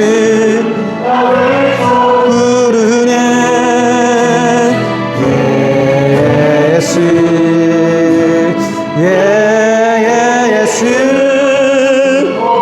구원의 그 이름 예수 외쳐 부르네 예수 그리스도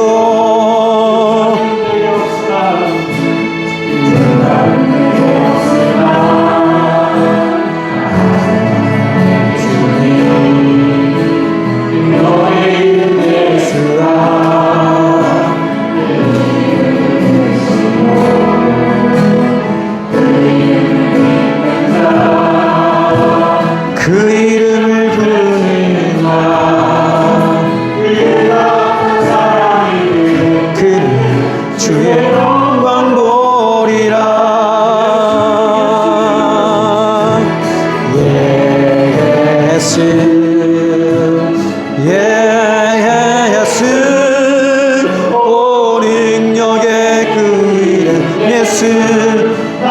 저 부르네 예수 예수 오 구원의 그 이름 예수 외쳐 부르네 예수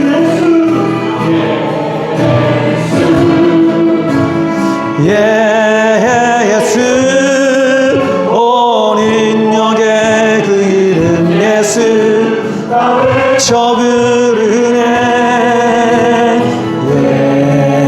예수 예수 오 구원의 그 이름 예수 나 외쳐 부르네 예수 그리스도 예수 예수 예수 예수 오 능력의 그 이름 예수 외쳐 부르네 예수 예수 오 구원의 그 이름 예수 나 외쳐 부르네 예수 다시 한번 합니다 예수 외쳐 부르네 예수 예수 오 구원의 그 이름 예수 외쳐 부르네 예수 그리스도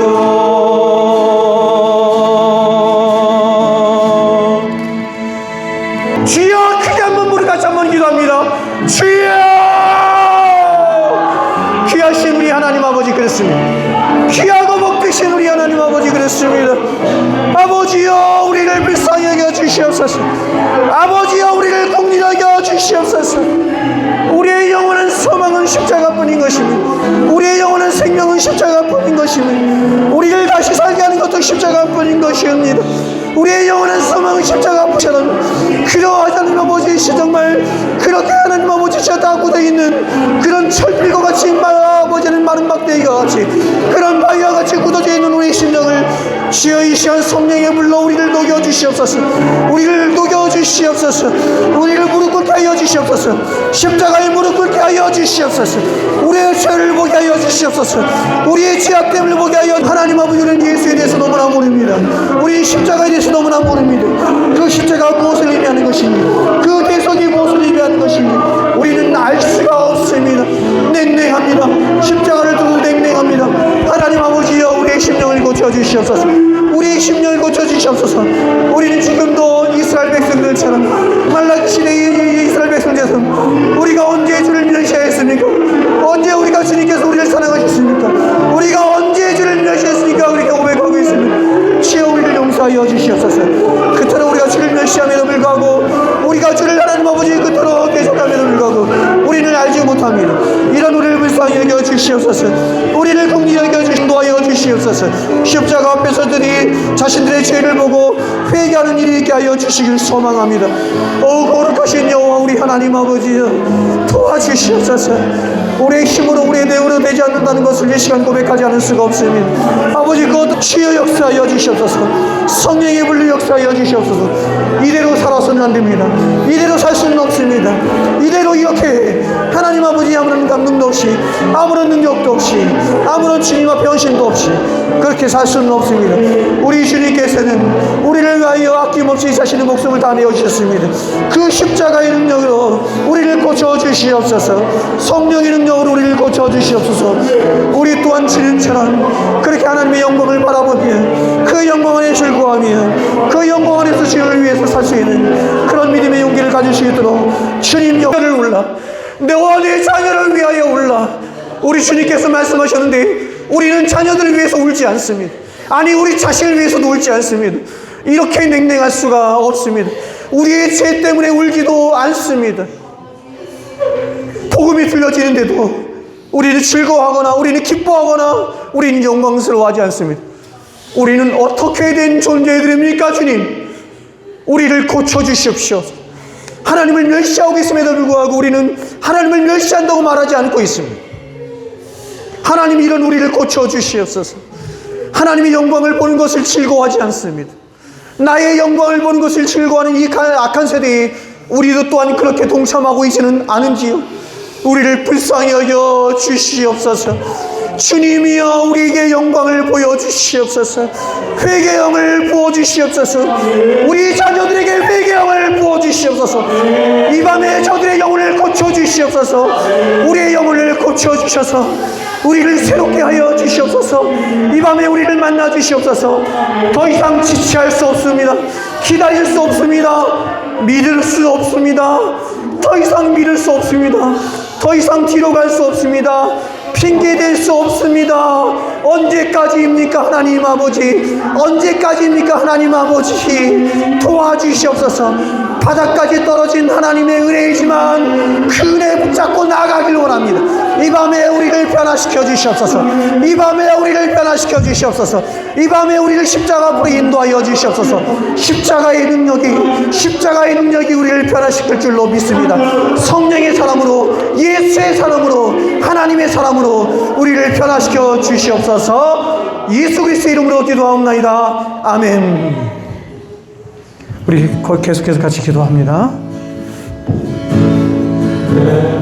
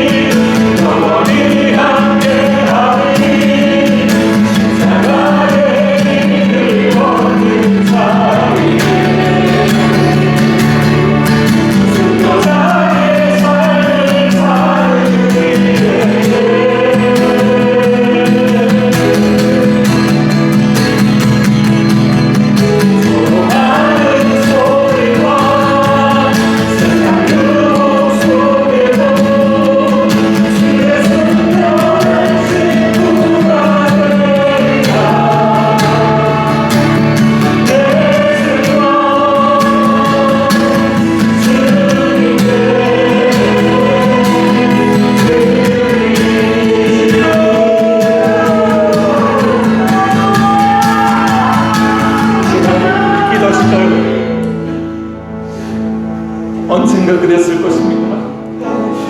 언젠가 주님, 내가 주의 순결한 신부로 살겠습니다. 주님, 저를 보여 살겠습니다 하고 고백했었던 적이 있었습니다. 하나님, 그때가 언제였습니까? 하나님, 그때 그 마음을 나에게 다시금 부어주십시오. 그때 그 마음을 다시금 회복시켜 주십시오. 하나님, 나를 위해서 죽으신 그 십자가를 붙들고 사는 순결한 신부 같은 인생 되게 하여 주십시오. 하나님, 내 목숨을 다하여 나의 모든 것 다하여 주의 영광만 위하여 살 수 있는 인생 되게 하여 주십시오. 다시는 그 고백이 예수님도 주님 도와주십시오. 이 시간 우리의 마음을 내어서 우리의 간절함으로 주께 고백하며 나아갔으면 좋겠습니다. 기도하시겠습니다. 하나님,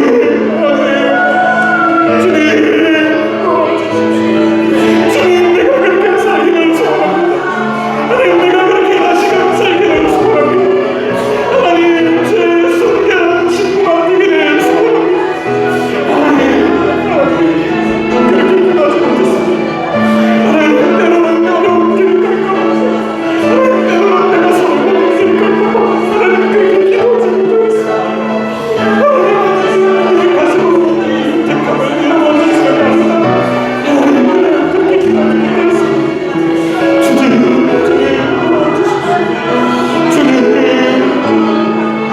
주님, 기도. 하나님, 십자가를 순교자의 삶을 찾는 자에게 쓰십시오. 하나님, 내가 믿음으로 말합니다. 하나님, 믿음으로 말해주십시오.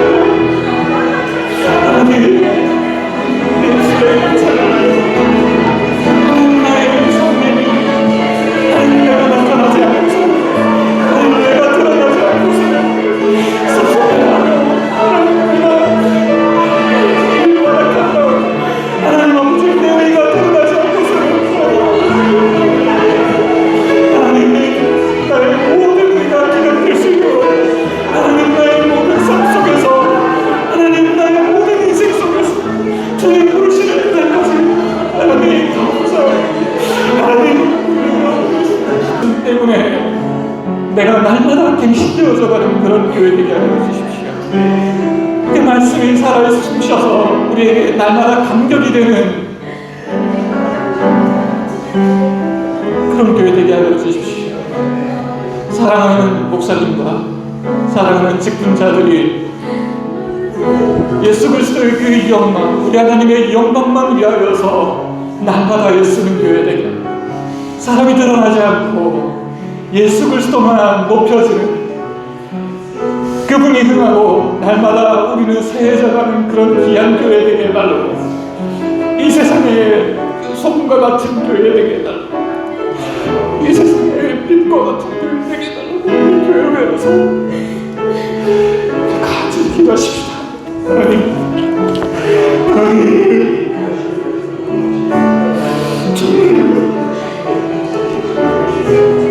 이곳에 교회를 세워주셨습니다. 하나님, 하나님,